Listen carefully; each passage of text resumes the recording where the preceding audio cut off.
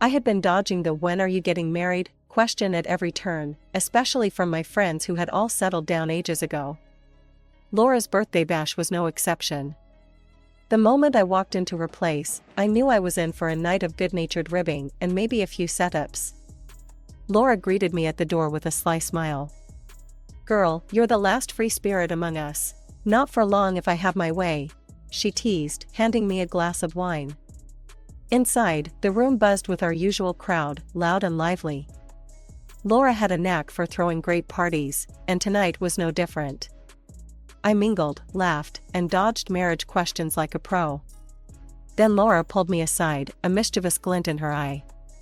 "Listen, I've got someone I want you to meet. Tom, he's a friend of Mike's. Trust me, okay?" She didn't wait for my answer, just dragged me across the room to where a guy was standing by the window, looking out. Tom turned as we approached. He was sharply dressed, which made him stand out even more. "Tom, this is my friend Chloe I was telling you about," Laura said with a wink. "Hey, Chloe," Tom said, extending his hand. His grip was firm, confident. "Heard a lot about you." "All good things, I promise." "Thanks," I said, trying to keep it cool even though I was already curious about him. "Laura hasn't told me anything about you, so you've got the upper hand." Tom laughed. "Fair enough. I work in finance, live downtown, and according to Mike, I make the best ribs east of the Mississippi." "Ribs, huh? That's quite a claim," I teased back. We hit it off instantly. The conversation flowed easily, from work to hobbies to our shared love for bad horror movies. Tom was easy to talk to, and for the first time in a long time, I wasn't looking for an escape route at one of these parties. As the night wore on, we found ourselves sitting on the balcony, a bit removed from the chaos inside. "So, why is a catch like you still single?" Tom asked after a lull in our conversation, a playful tone in his voice. I shrugged. "Just haven't met someone who can handle my kind of crazy yet," I said, giving him a challenging look. We talked more about our jobs, and I explained the campaigns I'd worked on, which seemed to genuinely interest him. It was refreshing to talk to someone who wasn't just trying to nod along, but actually understood the nuances of creative work. As the party started winding down, Laura found us again. "I'm not saying I told you so, but..." She trailed off, giving us a knowing look. Tom and I exchanged numbers, and as I left, he called after me. "Hey, don't be a stranger, okay? Let's catch a movie sometime. Maybe one of those terrible horror films?" "Sounds like a plan," I called back, grinning. Driving home, I couldn't help but feel like maybe, just maybe, Laura's matchmaking hadn't been such a bad thing after all. The year flew by faster than I thought possible, and before I knew it, it was my wedding day. I woke up feeling like I was in some kind of surreal bubble. Getting married wasn't something I'd put much thought into until I met Tom, and suddenly here I was, about to walk down the aisle. As my bridesmaids hustled around the room, fixing their makeup and adjusting their dresses, I stood in front of the mirror in my simple yet elegant wedding dress. Laura barged in, holding 2 cups of coffee, her hair half done. "Drink up, you're gonna need it," she said, thrusting a cup into my hand. "You look a bit pale, Chloe. Nervous?" "A bit," I admitted, taking a long sip. "Feels like I'm stepping into someone else's life, you know?" Laura chuckled. "That's normal. Just wait till you see Tom at the altar. You'll know it's your life, all right." The ceremony was a blur. I walked down the aisle, my dad beside me, cracking jokes to help me keep it together. "Remember, you can always run. I've got the car ready," he whispered as we approached the altar, earning him a sharp elbow jab from me. Tom looked stunned as I approached, his eyes never leaving mine. I couldn't help but smile, my nerves melting away under his gaze. We exchanged vows, his voice steady and sure, mine slightly trembling. "Do you, Tom, take this lovably stubborn woman to be your lawfully wedded wife?" the officiant asked, a twinkle in his eye. "I do," Tom replied, loud and clear. "And do you, Chloe?" He turned to me. "Take this hopelessly disorganized man to be your lawfully wedded husband?" "I do," I managed, eliciting a few chuckles from the crowd. The reception was loud and lively. Our friends and family mingled, danced, and toasted to our future. Tom and I made our rounds, thanking everyone for coming. When we finally had a moment to ourselves, Tom pulled me close, whispering in my ear. "See? Not so bad, marrying me, right?" "Not yet," I teased. "Ask me again after the honeymoon." We both laughed, and he kissed me, the kind of kiss that made me forget we had an audience. As the night drew on, Tom's mom, Marilyn, came over, her eyes a bit teary. "I'm so happy for you too. Really, I am," she said, pulling me into a hug. It felt warm, genuine. "Thank you," I said, surprised by the sudden emotion. "I'm really glad to be part of your family." She smiled, then held my hands in hers. "Take care of my boy, will you? He needs someone tough like you."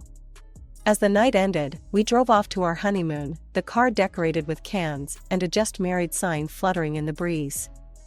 The future was uncertain, but I was ready to face it, as long as it was with Tom. After the whirlwind of the wedding, reality crashed back when Tom and I started talking about our living situation.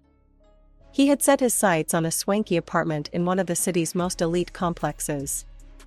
"Chloe, you should see this place," he gushed one evening as we browsed listings. "Top floor, killer view, and a balcony that's practically another room." I scrolled through the photos on the tablet, my eyebrows climbing higher with each swipe. "Tom, this place is gorgeous, but the rent's outrageous. Why don't we look at something a bit more reasonable?" He flicked away my concerns with a wave of his hand. "Come on, Chloe, we can afford it if we tighten up elsewhere. This is about setting a standard, living the life we deserve." Despite my reservations, we ended up in the luxury apartment with a rent that made me wince every time I wrote the check. We agreed I'd handle the rent, and Tom would take care of everything else. It seemed fair, if a bit skewed, but love made it easy to say yes. The first few weeks were like living in a magazine spread. I loved the space, but each rent payment was a reminder of our differing views on money. Tom's tastes leaned ever towards the extravagant. Adding to the tension, I noticed a change in his mom's behavior towards me. Where once she had been warm, now there was a coolness, a distance. She declined invitations to visit and didn't extend any of her own. It bothered me enough to bring it up to Tom one night as we cleaned up after dinner. "Tom, has your mom said anything about me lately?" I asked, watching his expression. He paused, a plate halfway to the dishwasher. "Nah, she's probably just being weird. Maternal jealousy or something." "Jealousy? Of what?" I pushed, not satisfied with the brush off. He shrugged, looking uncomfortable. "You know how it is. You're the new woman in my life. Give it time." But time didn't improve things. If anything, the distance grew, and soon, I felt it between Tom and me as well. His once casual elegance shifted into a constant showcase. He spent considerable time and money on his appearance, making remarks about how I dressed. "You know, Chloe, maybe you should see a stylist," he suggested one evening as we prepared for a night out with some of his work colleagues. I looked down at my outfit, simple and comfortable, then back up at him.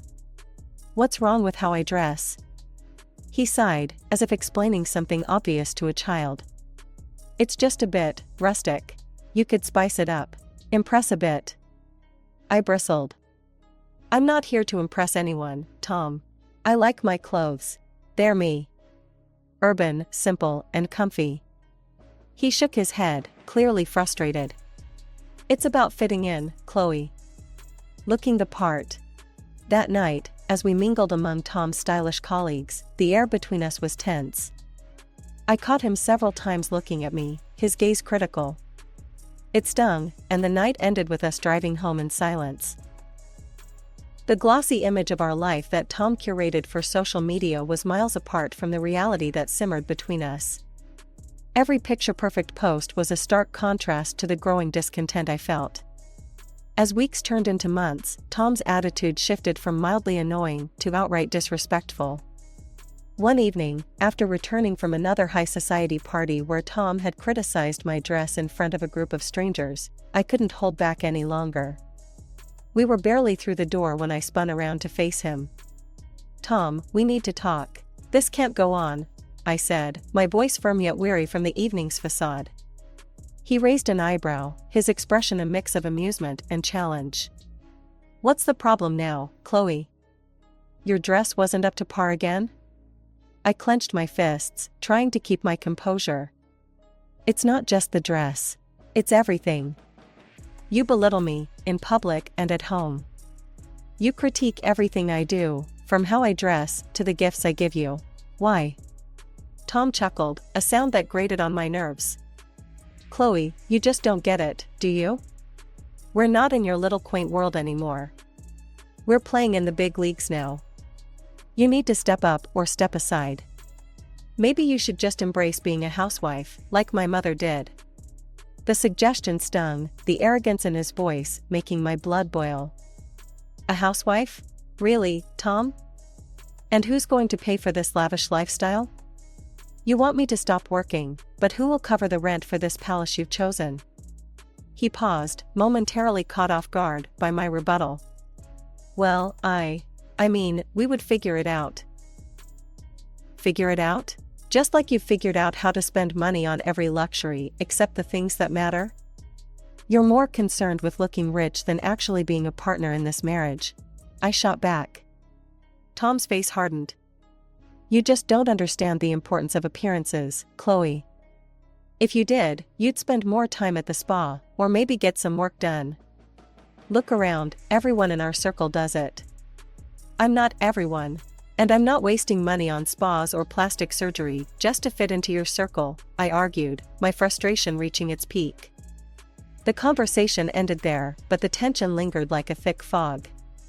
Over the next few weeks, Tom's obsession with maintaining a facade of wealth escalated. One Saturday, as we walked through the underground parking lot filled with high-end cars, Tom stopped to pose in front of a particularly flashy model. "Here, take a picture," he commanded, handing me his phone. I took the phone, snapping the photo as he posed with a practiced smile. "Going to caption this one about how hard work pays off?" I asked dryly. "Exactly," he replied, not catching the sarcasm. "It's all about the image, Chloe. That's what gets you places." Tom was living for the approval of his followers, while I was just looking for sincerity in our marriage. The realization was sobering, and for the first time, I began to seriously question our future together. Lately, Tom's work hours stretched longer into the evenings, his presence at home becoming more the exception than the rule. I tried to shrug it off as dedication, ambition, something commendable. But the niggle of doubt was relentless, especially as Valentine's Day approached. A week before the holiday, while searching for an old photo album in our closet, my fingers brushed against a sleek, unfamiliar package tucked behind his hanging suits. Curiosity piqued, I pulled it out, a beautifully wrapped box from a high-end lingerie brand. My heart skipped. Perhaps Tom remembered how I always joked about spicing things up. When Valentine's Day dawned, I awoke with a flutter of excitement. But as we exchanged gifts over a hurried breakfast, the only thing Tom handed me was a fitness bracelet. "Track your workouts better," he said with a casual peck on the cheek. No mention of the lingerie, no sign of indulgent silk or lace. By the time he left for work, the lingerie had disappeared from its hiding spot. My mind raced with possibilities, none pleasant. Was there someone else? Was that why he'd been so distant? By evening, my decision was made. I called a private detective, a number I got from a friend who had gone through something similar. "I just need to know," I told him, my voice a mix of fear and resolve. 2 weeks later, I met the detective at a coffee shop downtown. His face was grim as he slid an envelope across the table. "You were right to call," he said softly. "I think this will answer your questions." Inside, I found evidence of dinners, late-night escapades, and receipts for gifts that certainly weren't for me. My heart sank, but I tucked the envelope away. Knowledge was power, and I needed a plan. That Friday, Tom staggered in late, reeking of booze. Guess what, Chloe, he slurred, barely able to stand straight. I got promoted. Big raise. We're celebrating tomorrow, my parents are coming over. He grinned, oblivious to the storm brewing inside me. This was it. This was the moment to confront him. But not tonight. Tomorrow, with his parents as witnesses, would be perfect. I forced a smile. That's amazing, babe. We should definitely celebrate. As he stumbled off to bed, I sat in the living room, the weight of the envelope in my purse feeling like a ton. The evidence of his betrayal was palpable, the photos and receipts a mosaic of deceit. I rehearsed what I would say 1,000 times, each scenario different, each outcome uncertain. Morning light crept through the curtains too soon, and I rose, weary but resolved. Today would mark the end of one chapter and, hopefully, the beginning of something new, something real and honest. As I brewed coffee and set the table for the impending brunch, my hands were steady. The heartache had crystallized into a fierce resolve. Tom's parents did not take long to wait. His mother, Marilyn, had always given me the cold shoulder, but today her disdain was palpable. She eyed me over her teacup with a sneer as they arrived, bearing a gift for Tom. Here, son, Marilyn said, handing over a beautifully wrapped package. We thought you'd appreciate this. Tom unwrapped the gift, a sleek notebook embossed with his initials in gold. Wow, this is classy. Thanks, Mom, Dad, you guys really know what I like, he beamed, clearly pleased. The atmosphere was strained as we sat down. Tom was oblivious to the undercurrents, chatting away about his new role at work. I could barely keep my composure, knowing what was coming. As the small talk ebbed, I saw my opening. I handed Tom a smaller, plainly wrapped package. I got something for you too, I said, my voice steady. He weighed it in his hand, his smirk telling me he expected something substantial. Hope it's not another one of your quirky gifts, Chloe, he laughed, tossing the package into the trash without opening it. You do have terrible taste sometimes. Even Marilyn gasped, her usual frostiness towards me briefly turning to shock. Thomas, she exclaimed. That's no way to treat a gift from your wife. But I just smiled, the calm before the storm. Why don't you take a look? I think you'll find it's quite fitting. Curiosity piqued, and perhaps hoping for an expensive gift, Tom retrieved the package from the bin and tore it open. The room fell silent as he unfolded the contents, photographs and receipts, the evidence of his infidelity laid bare. His father, George, peered over, his expression turning from confusion to anger. Tom, what is this? Explain yourself. Tom's eyes darted around, seeking an ally, but finding none. It's not what it looks like, he began, but the receipts in his hand told a different story. It's exactly what it looks like, I said quietly, the weight of months of deception lifting from my shoulders. Tom has been cheating on me. These photos and receipts are proof of that. Marilyn, ever the matriarch, took charge, her voice icy. We need to discuss this, now. Tom tried to defend himself, his words a jumble of excuses and blame. Chloe never understood me. She didn't give me what I needed. It's not all my fault.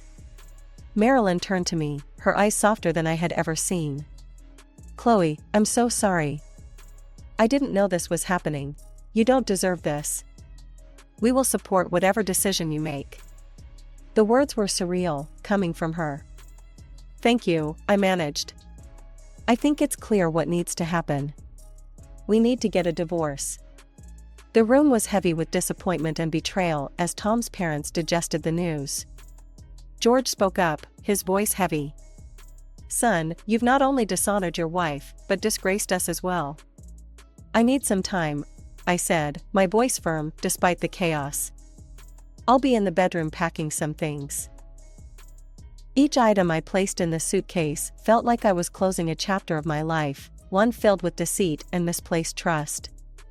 When I was almost done, I stood at the threshold of the bedroom, suitcase in hand, and addressed everyone still gathered in the living room. From today, Tom will be responsible for the rent of these apartments, not me, I declared, my voice echoing with a mixture of relief and resolve. Tom's face turned ashen, his earlier bravado evaporating in the face of reality. Marilyn looked at him with widened eyes. "You haven't been paying the rent, Thomas?" Before he could respond, I cut in. "I paid every single month, along with groceries and most other bills." Marilyn's gaze shifted between Tom and me, a realization dawning on her. "All this time, you lied about Chloe? We thought she was just spending your money." Her voice broke with the weight of her words. "I work at the advertising agency, and I have a good salary," I said, looking directly at Marilyn, who seemed genuinely taken aback. "It's Tom who has been reckless with money." At that, Marilyn's composure shattered. She stepped forward, her eyes blazing as she faced her son.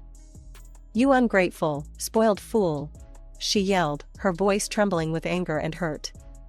"Chloe is nothing but hardworking and kind, and you have failed her." George joined in, his tone harsh and unforgiving. "Foolish boy. We didn't raise you to be this way. I should have been stricter with you when you were younger."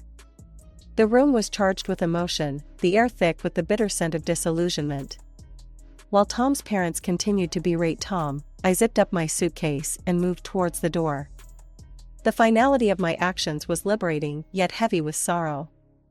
As I reached the doorway, George called out to me. "Chloe, we're so sorry.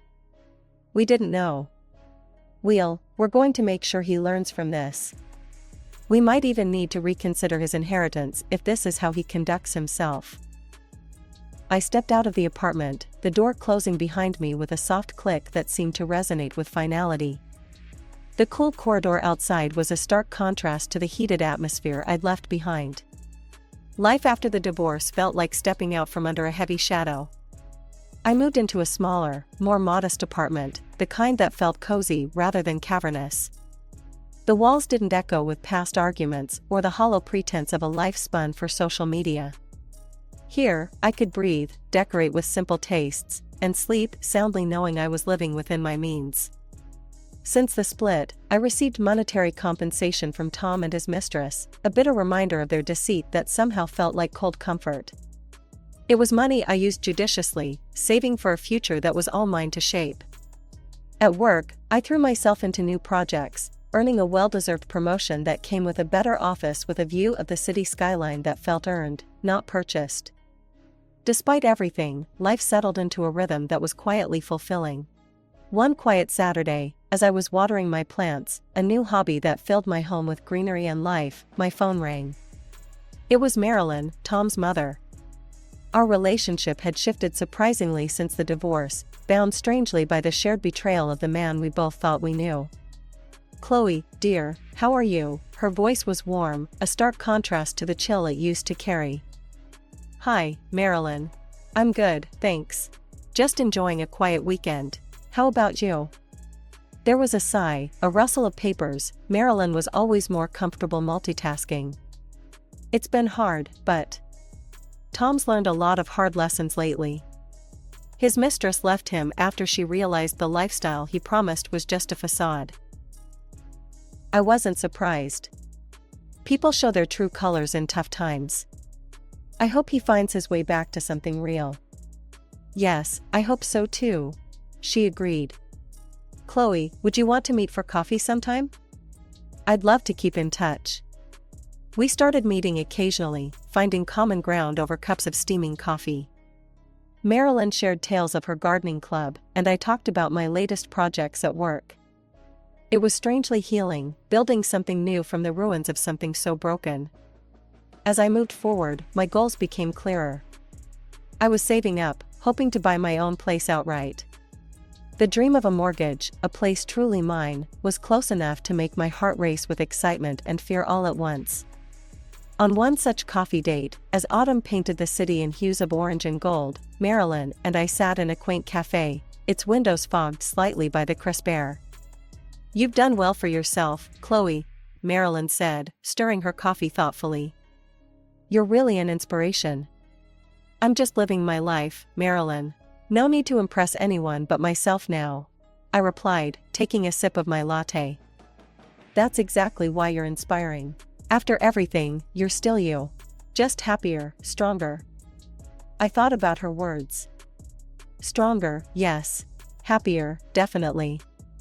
The freedom to be myself, to build a life not defined by someone else's standards, was liberating. As we chatted about mundane things, the future felt less daunting. I wasn't just surviving, I was thriving, fueled by my own accomplishments and the simple pleasures of a life lived authentically.